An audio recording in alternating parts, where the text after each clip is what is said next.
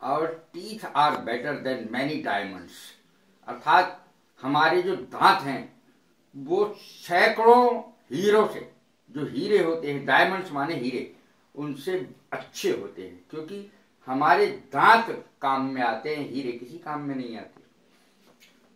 आज जो मैंने टॉपिक लिया है वो है शब्द, और सबका अर्थ लगभग लगना है, ऐसा लगता है। इस प्रकार के जो सेंटेंस हैं वो मैंने आज बनाए हैं। इसमें दो फायदे हैं, एक तो शब्दों का अलग अलग अर्थ आपको पता लगता है, दूसरे आपको सेंटेंस बनाना आता है।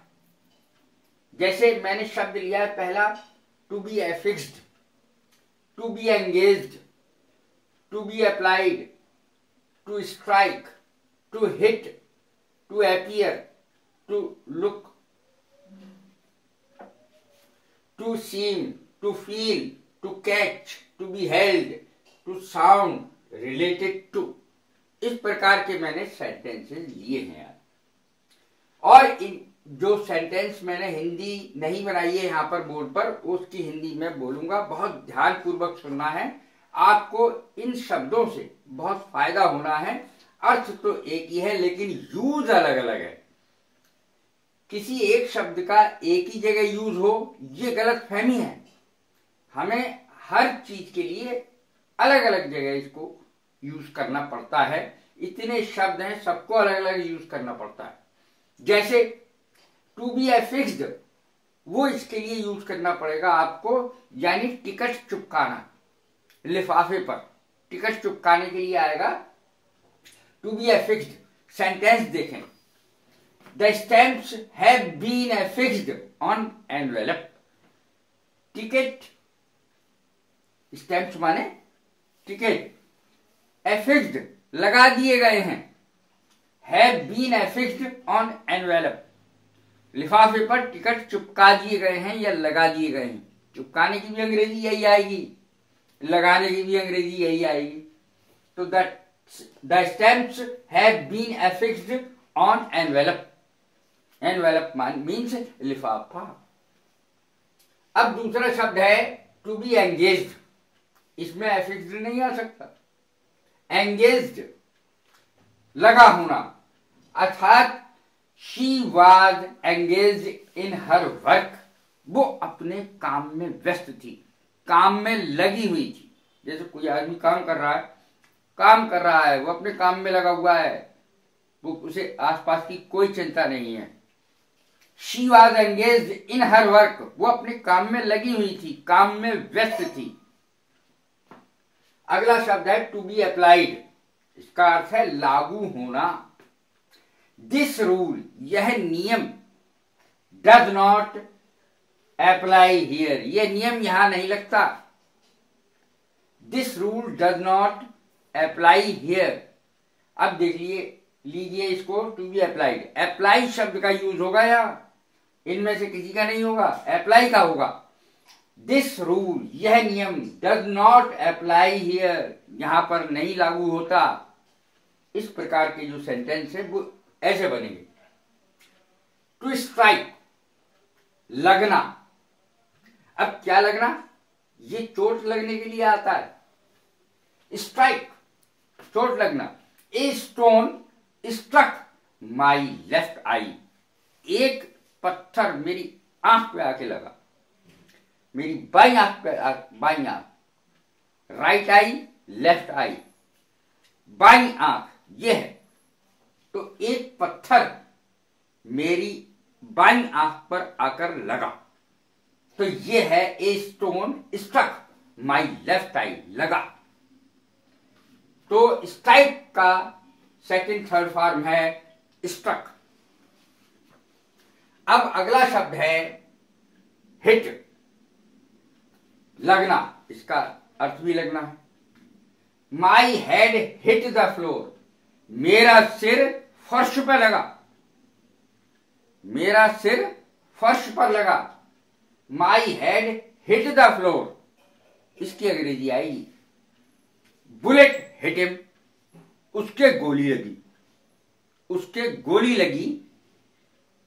बुलेट हिट हिम, उसकी गोली लगी।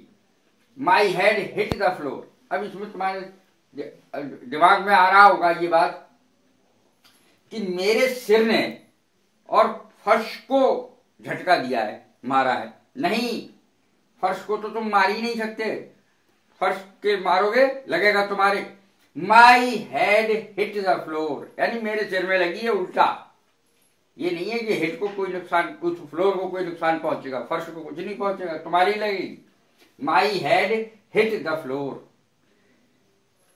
अब आगे चले। एपियर, एपियर माने भी लगना है।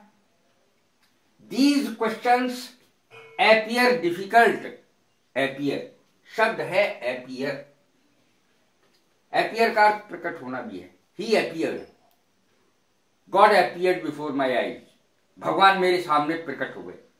तो प्रकट होने के लिए भी आता है, और डिसएपियर गायब होने के लिए आता है। तो एपियर शब्द है यहां पर लगना। दीज क्वेश्चंस एपियर डिफिकल्ट, अर्थात ये प्रश्न कठिन, डिफिकल्ट लगते हैं। दीज क्वेश्चंस एपियर डिफिकल्ट, ये प्रश्न कठिन लगते हैं, ये इसका अर्थ बैठेगा। अब देखें लुक का क्या अर्थ होगा। लुक, लुक माने भी लगना। अब she looks like an old woman now. Now माने अब looks like an old woman, बुढ़िया सी, बुढ़िया की तरह। She looks like an old woman now. अब वो बुढ़िया सी लगती है, अब वो बुढ़िया सी लगती है, ये अर्थ है। सीम शब्द है, SEEM, सीम। सीम माने भी लगना है। It seems that nobody knows me here. यह ऐसा लगता है कि मुझे यहां कोई नहीं जानता। ऐसा लगता है कि मुझे यहां कोई नहीं जानता। इट सीम्स, ऐसा लगता है। इट सीम्स का अर्थ है ऐसा लगता है। दैट की, नोबडी कोई नहीं, नोज जानता है, मी मुझे, हियर माने यहां। It seems that nobody knows me here, मुझे यहां ऐसा लगता है मुझे यहां कोई नहीं जानता। प्रेजेंट इंडेफिनिट का सेंटेंस है। अब अगला देखें, फील। फील लगना, अर्थ वही है। इट फील्स, ऐसा लगता है। It feels very cold, very bad, ये बहुत बुरा लगता है। इट फील्स वेरी बैड, ये बहुत बुरा लगता है। इट फील्स हार्ड, ये बड़ा कठोर लगता है किसी चीज को छूने में। फील माने छूना, महसूस करना। इट फील्स वेरी बैड, ये बहुत बुरा लगता है। BAD बैड, बैड माने बुरा। BED बैड, बैड माने बिस्तरा। इट फील्स वेरी बैड, ये बहुत बुरा लगता है। या इट फील्स हार्ड, बड़ा कठोर लगता है। इट फील्स सॉफ्ट, ये बड़ा मुलायम लगता है। तो इस प्रकार की जो अंग्रेजी बनेगी वो फील लगा करके बनेगी। अर्थ सबका एक ही है, लगना। अब अगला है कैच। कैच शब्द का अर्थ है पकड़ना, बॉल पकड़ना। कैच यहां पर जुकाम पकड़ने के लिए आया है। आई कॉट कोल्ड, मुझे जुकाम हो गया, मुझे जुकाम लग गया। आई कॉट कोल्ड, मैंने ठंडों को पकड़ लिया, मतलब मुझे जुकाम हो गया। आई कॉट, ये कैच की सेकंड और थर्ड फॉर्म है कॉट। CAUGHT, कॉट, कोल्ड, मैंने जुकाम को पकड़ लिया है, मुझे जुकाम लग गया। द शॉप कॉट फायर, एक और सेंटेंस सुने। दुकान में आग लग गई, दुकान ने आग को पकड़ लिया। देखें, the shop cot fire, fire माने आग। अब देखें, कॉट कोल्ड, जुकाम लगने की, आग लगने की अंग्रेजी इस प्रकार से बनेगी। आपको मेन देखना है कि कैसे ये अंग्रेजियां बनेंगी और कैसे इन शब्दों के जो अर्थ है वो है तो एक ही, लेकिन अलग अलग जगह यूज होंगे। कई लोग हर अंग्रेजी एक ही जगह यूज कर देते हैं, ऐसा नहीं होगा। टू कैच लगना, जुकाम लगना। आई cot cold, the shop cot fire, दुकान ने आग पकड़ ली, आग लग गई दुकान में। टू बी हेल्ड लगना, अब ये मेला लगने के लिए शब्द है, मेला लगने के लिए। A fair is held here, is held लगता है, इज हेल्ड होल्ड की थर्ड फॉर्म हेल्ड है। A fair is held here, यहां एक मेला लगता है। तो देखिए फिर अंग्रेजियां बदलती चली जा रही। हेल्ड लगना, टू बी हेल्ड लगना, थर्ड फॉर्म आई। टू बी हेल्ड लगना, मेला लगना। A fair is held here, यहां एक मेला लगता है। साउंड, साउंड माने भी लगना, वैसे साउंड माने आवाज है। लगना, अब जैसे कहां यूज कर सकते हैं इसको, this language sounds like Tamil, ये भाषा तमिल जैसी लगती है, तमिल सी लगती है। दिस लैंग्वेज, लैंग्वेज माने भाषा, दिस माने यह है। दिस लैंग्वेज साउंड्स, साउंड्स शब्द का प्रयोग होगा यहां, लाइक तमिल, तमिल भाषा जैसी लगती है ये भाषा।